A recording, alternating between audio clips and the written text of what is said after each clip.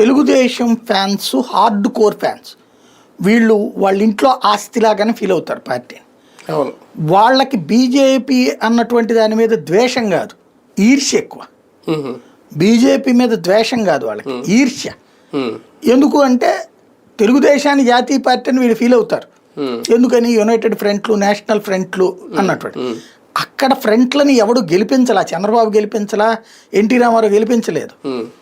ఆ రోజునున్న దేశంలో ఉన్న పరిస్థితుల్లో నెంబర్ 1 గాను నెంబర్ 2 గాను కాంగ్రెస్ ఆర్ బీజేపీ అయ్యి ఒక పరిస్థితుల్లో అసంతృప్తి అంటే ఒక సరైనటువంటి ప్రభుత్వం ఏర్పాటు చేయడానికి తగిన మెజార్టీ రాని రోజులే ఇద్దరు కాంగ్రెస్ ఆర్ బీజేపీ.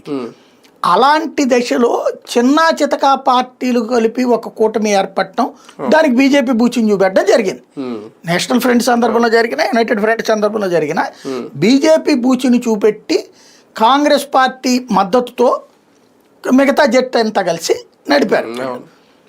ఆ టైంలో బాబు లేకపోతే అంతకుముందు ఎన్టీఆర్ ఒక కీలక పాత్ర పోషించి ఉండొచ్చు. వీళ్ళేమి ములాయం సింగ్ని గెలిపించడమో, లాలూ ప్రసాద్ని గెలిపించడమో చంద్రబాబు వల్ల జరిగిందా?